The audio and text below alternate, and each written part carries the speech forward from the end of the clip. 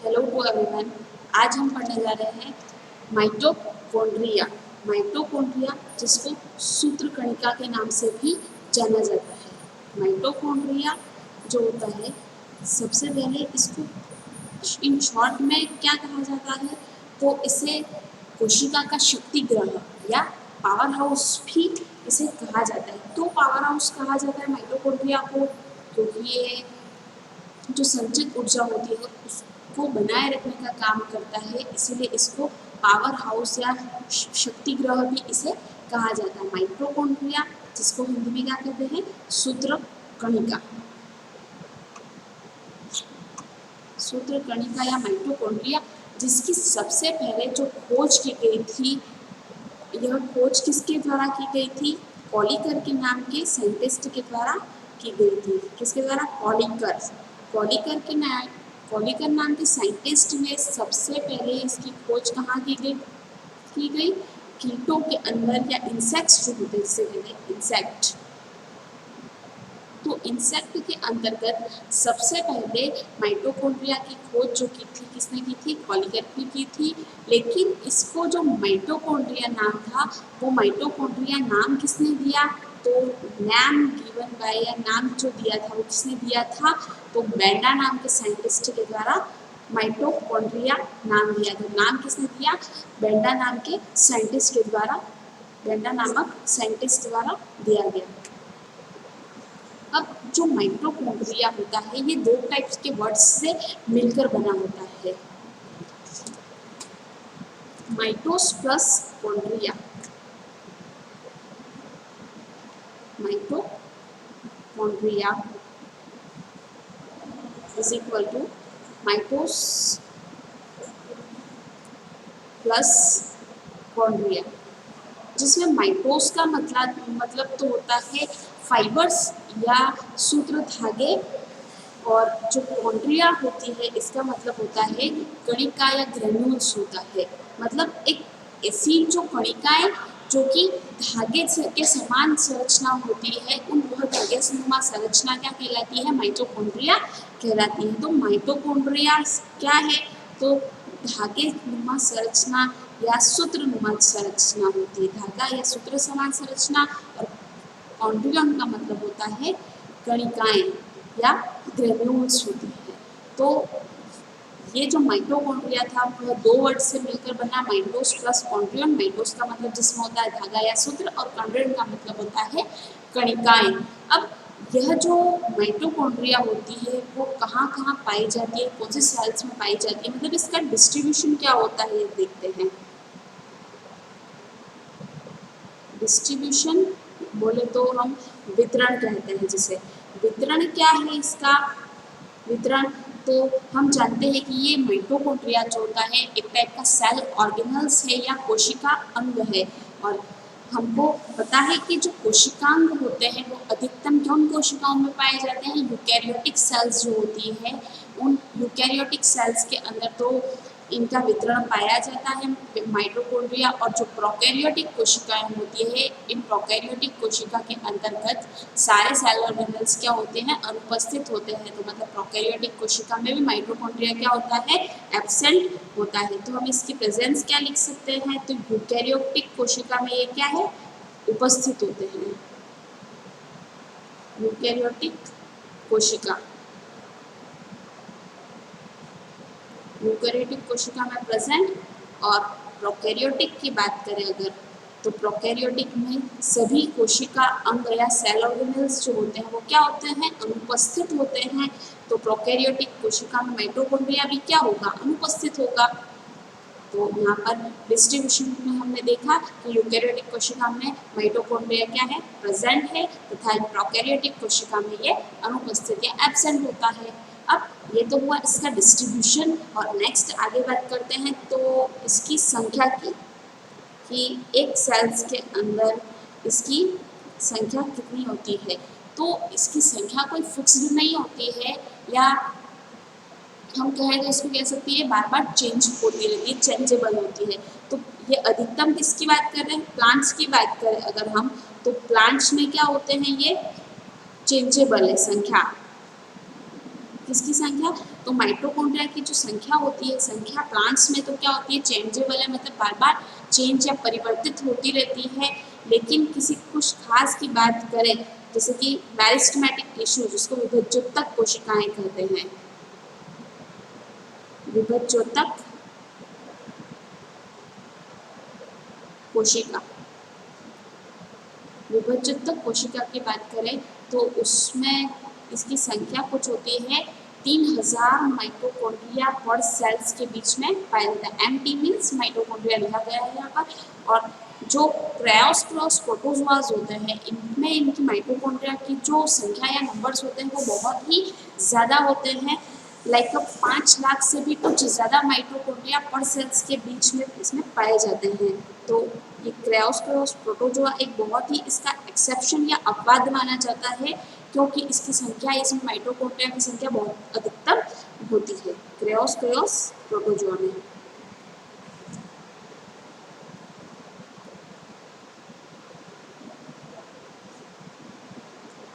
Five lakh something. अब संख्या के बाद नेक्स्ट इसकी आकार की बात करते हैं अगर, या शेप की बात करें, तो इसका जो शेप होता है वो, इसमें लंबाई भी होती है जो 5 से 10 माइक्रोन तक लगाकर इसकी क्या होती है, माइटोकॉन्ड्रिया की लंबाई मानी जाती है। उसका एक व्यास या डायामीटर की बात करें ना, तो इसका व्यास बहुत ही कम होता है, 0.5 से लगाकर 1 माइक्रोन के समथिंग इसका व्यास या डायामीटर इसमें पाया जाता है। तो लंबाई इसकी होती है 5 to 10 माइक्रोन।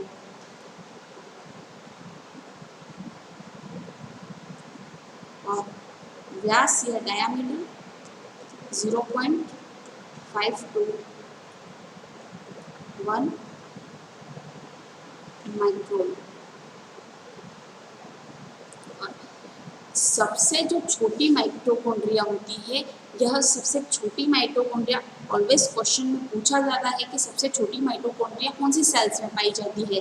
तो सबसे छोटी माइटोकॉन्ड्रिया यीस्ट की जो कोशिकाएं अथवा सेल्स होती है उन सेल्स में पाई जाती है। इसका जो आकार होता है वो 1 माइक्रोन तक इसका आकार देखा जाता है। और सबसे लंबी जो माइटोकॉन्ड्रिया देखें तो एम्फीबियल की जो निम्न कोशिकाएं होती है उनमें सबसे लंबी माइटोकॉन्ड्रिया पाई जाती है, जिसका आकार होता है 30 से 40 माइक्रोन। तो सबसे लंबी देखें हम, तो सबसे लंबी किसमें है, यीस्ट सेल्स में, यीस्ट सेल में, जिसका आकार होता है 1 माइक्रोन। और सबसे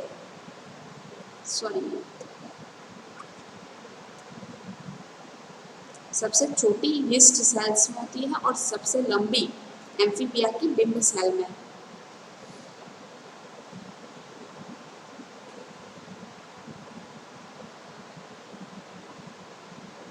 एम्फीबिया की बिंब सेल में, जिसका आकार 30 to 40 माइक्रोन्स।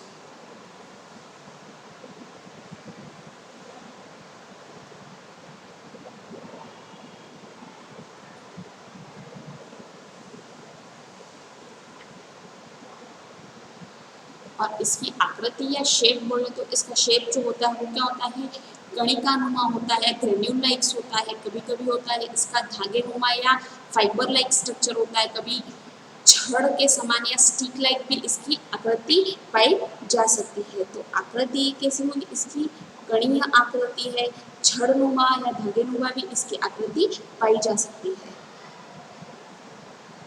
कणीय, धागे नुमा, छड़ समान आकृति एक्सेट्रा आदि बहुत आकार की इसकी शेप को पाया जा सकता है। अब नेक्स्ट इसकी केमिकल फॉर्मूला या केमिकल स्ट्रक्चर इसका क्या पाया जाता है, रासायनिक संगठन, केमिकल स्ट्रक्चर।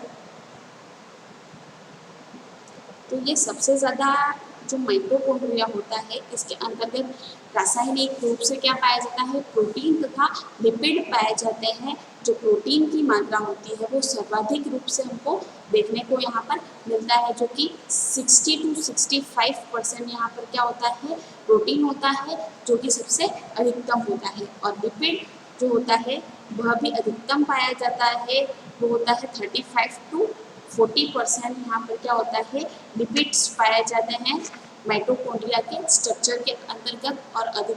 और भी अधिक दूसरे पदार्थ इसमें पाए जाते हैं, लाइक डीएनए, आरएनए, और श्वसन से संबंधी या रेस्पिरेशन से रिलेटेड क्या होता है, इसमें एंजाइम्स और विटामिन भी इसके अंतर्गत पाए जाते हैं। और माइटोकॉन्ड्रिया की जो संरचना होती है, इस संरचना के अंतर्गत दो प्रकार की एनवेलप या उसकी बाह्य कलाएं पाई जाती है। इन दोनों कलाओं की जो सतह होती है, इस सतह पर क्या पाए जाते हैं, फोस्फोलिपिड पाई जाती है। ये फोस्फोलिपिड जो आउटर लेयर पर पाई जाती है यह तो होती है 40% होती है, और जो इनर मेम्ब्रेन जो होती है या अंतःकला जो होता है उसमें भी जो फोस्फोलिपिड पाया जाता है, इस फोस्फोलिपिड की संख्या क्या होती है, 20% इसकी मात्रा पाई जाती है।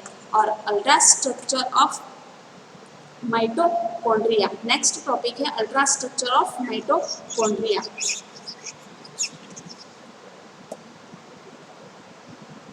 अल्ट्रा स्ट्रक्चर ऑफ माइटोकॉन्ड्रिया या माइटोकॉन्ड्रिया की परा संरचना।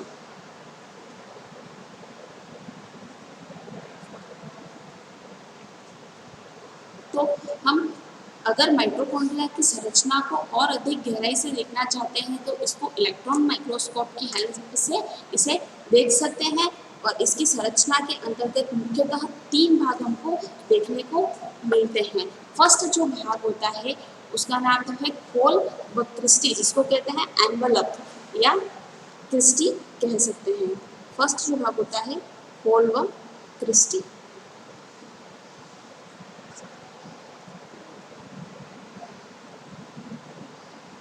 Envelope and Christie. अब जो खोल व क्रिस्टी होता है यह किस प्रकार से पाया जाता है, तो फर्स्ट इसका हम डायग्राम देखें अगर, तो डायग्राम की संरचना में 2 प्रकार की मेम्ब्रेन्स पाई जाती है या 2 प्रकार की आवरण या कलाएं कहते हैं जिसको वो पाई जाती है। तो फर्स्ट जो स्ट्रक्चर होता है इसका स्ट्रक्चर देखते हैं। फर्स्ट भाग इसमें आसानी से हम देख सकते हैं।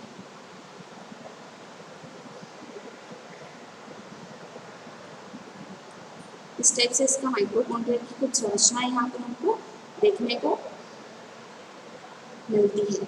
तो अब इसमें 2 प्रकार की क्या होती है, लेयर होती है। ये 2 प्रकार की लेयर जो मिलती है, 2 प्रकार की मेम्ब्रेन जो होती है, यही 2 मेम्ब्रेन्स मिल करके क्या बनाती है, खोल व क्रिस्टी वाली संरचनाएं यहाँ पर बनाती हैं।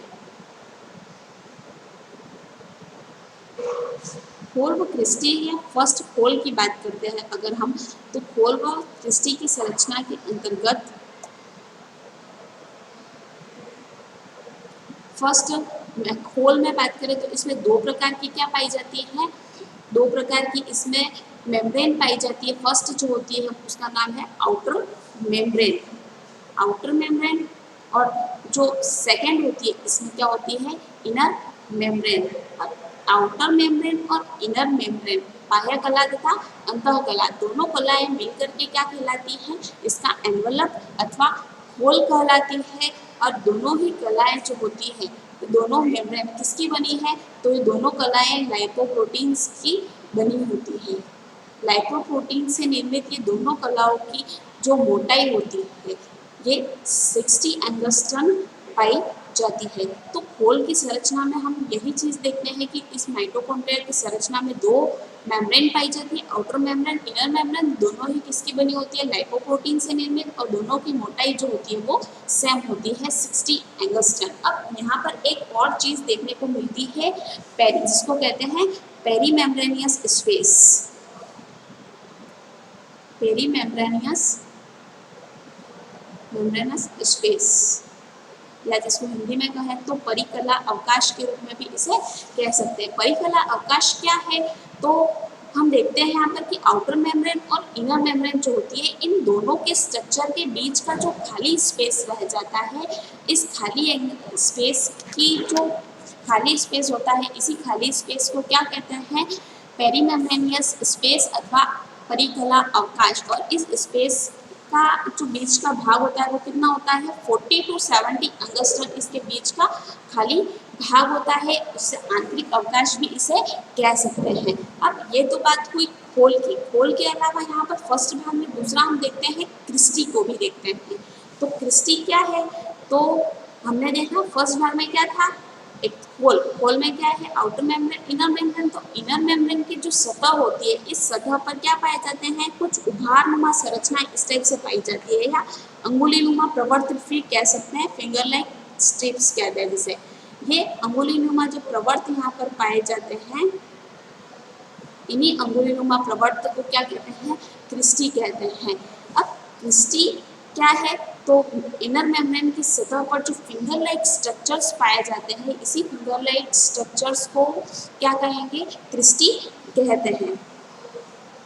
अब क्रिस्टी के बाद जो सेकंड भाग होता है, यहाँ पर क्या होता है, मैट्रिक्स का भाग होता है। मैट्रिक्स क्या है, इसको कहते हैं हम हिंदी में पीठिका के नाम से भी जानते हैं। पीठिका या मैट्रिक्स क्या है, तो पीठिका और मैट्रिक्स जो माइटोकॉन्ड्रिया की इनर मेम्ब्रेन होती है, या आंतरिक अवकाश जिसे कहते हैं, इस आंतरिक अवकाश के बीच में क्या होता है, यहाँ पर कुछ लिक्विड या अर्ध तरल प्रोटीन भरा होता है। इसी अर्ध तरल प्रोटीन को यहाँ पर हम क्या कहते हैं, पीठिका या मैट्रिक्स भी कहते हैं। पीठिका या मैट्रिक्स क्या है, तो इनर मेम्ब्रेन माइटोकॉन्ड्रिया की स्ट्रक्चर के अंतर्गत जो खाली स्थान होता है, उस खाली स्थान पर क्या होता है, अर्ध तरल प्रोटीन भरा होता है। इसी अर्ध तरल प्रोटीन को क्या कहते हैं, पीठिका अथवा मैट्रिक्स कहा जाता है, जो कि माइटोकॉन्ड्रिया की संरचना का क्या है, सेकेंड भाग होता है, पीठिका या मैट्रिक्स। अब इस मैट्रिक्स में हमने कहा कि अर्धतरल प्रोटीन होता है, तो ये प्रोटीन किन किन चीज़ों से मिलकर बना होता है, अर्धतरल प्रोटीन भाग में क्या होता है,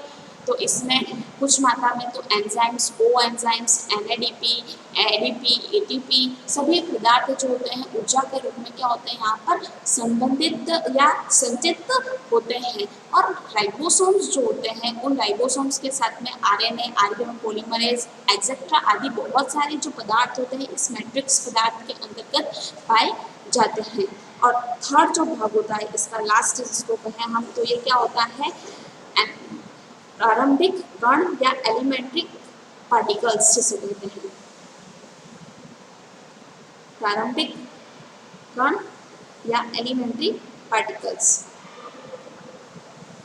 एलिमेंट्री पार्टिकल्स या जो प्रारंभिक कण होते हैं, इसको एक और अन्य नाम से भी हम जान सकते हैं, जिसे हम कहते हैं F1 पार्टिकल्स भी कहते हैं। ये F1 पार्टिकल्स क्या है, तो जो इनर मेम्ब्रेन होती है और जो क्रिस्टी की सरफेस होती है, इस दोनों सतह के बीच पर क्या होते हैं, एक सूक्ष्म बिंदुनुमा संरचना पाई जाती है, या डॉट डॉट्स के रूप में एक स्ट्रक्चर होता है, जो कहाँ होता है, क्रिस्टी की सतह पर पाए जाते हैं या इनर मेम्ब्रेन की सतह पर पाए जाते हैं। इसी इनर मेम्ब्रेन पर पाए जाने वाले जो छोटे कण होते हैं, जिसे हम क्या कहते हैं, F1 पार्टिकल्स या F1 कण भी इसे कह सकते हैं। F1 कण जो होते हैं, इनका जो व्यास होता है, डायमीटर जो होता है वो कितना होता है, 85 एंगस्ट्रम इसका क्या होगा, व्यास होगा।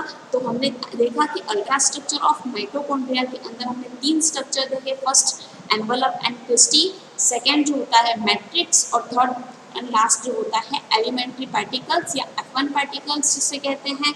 अब हम देखते हैं कि फंक्शंस ऑफ माइटोकॉन्ड्रिया क्या है, मतलब कि जो माइटोकॉन्ड्रिया होते हैं उसके कार्य क्या क्या होते हैं। तो सबसे पहला जो महत्वपूर्ण कार्य होता है इसका क्या होता है, कोशिका को रेस्पिरेशन में हेल्प करना या उनका श्वसन से रिलेटेड कार्य करना। तो कोशिका श्वसन से रिलेटेड जो काम होता है उसमें पीसीए साइकिल या क्रेब्स चक्र से रिलेटेड कार्य करना, ईटीएस साइकिल या इलेक्ट्रॉन ट्रांसपोर्ट सिस्टम जिसको कहते हैं, उनसे रिलेटेड सारे कार्य जो होते हैं वो किसके अंतर्गत किए जाते हैं, माइटोकॉन्ड्रिया के अंतर्गत किए जाते हैं। तो फर्स्ट इसका फंक्शन क्या हो गया, कोशिकीय श्वसन करना, कोशिकीय श्वसन इंग्लिश में कहे तो सेलुलर रेस्पिरेशन, सेलुलर रेस्पिरेशन। ये फर्स्ट इसका मेन जो वर्क या फंक्शन जो होता है वह ये होता है कि ये क्या काम करता है, कोशिकीय श्वसन से रिलेटेड कार्य करता है। और यूकेरियोटिक जो सेल्स होती है उसमें वायु श्वसन करना का कार्य भी कौन करता है, माइटोकॉन्ड्रिया के द्वारा ही यूकेरियोटिक्स में भी क्या किया जाता है, वायु श्वसन की प्रक्रिया की जा सकती है। उसके बाद नेक्स्ट जो कार्य होता है तो एटीपी, एडिनोसिन ट्राइफॉस्फेट जो मॉलिक्यूल होते हैं इनका ट्रांसपोर्ट से रिलेटेड या इनका परिवहन का कार्य जो होता है वो माइटोकॉन्ड्रिया के द्वारा किया जाता है। तो एटीपी अणु का परिवहन या उनका ट्रांसपोर्ट करना, इन ट्रांसपोर्ट करने का कार्य जो होता है वो भी किसके द्वारा किया जाता है, माइटोकॉन्ड्रिया के द्वारा। फिर आयनों का परिवहन, आयन जो होते हैं उनका ट्रांसपोर्ट करना, आयनों का परिवहन। फिर वसीय अम्ल या फैट एसिड जो होते हैं, फैटी एसिड्स जिसे कहते हैं, इन फैटी एसिड्स का ऑक्सीडेशन करने का कार्य या ऑक्सीकरण करने का कार्य जो होता है वो भी किसके द्वारा किया जा रहा है, इन्हीं माइटोकॉन्ड्रिया के द्वारा किया जाता है। तो वसीय अम्ल का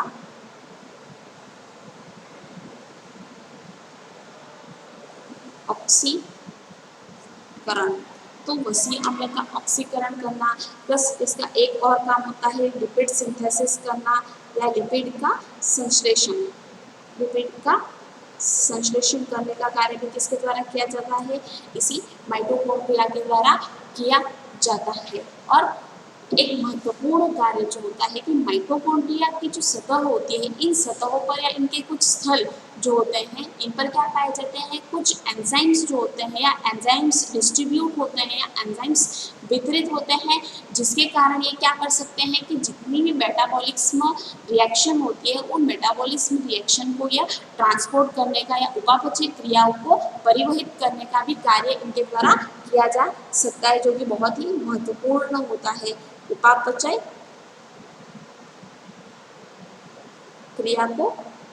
क्रिया का परिवहन, उपापचय क्रिया का परिवहन।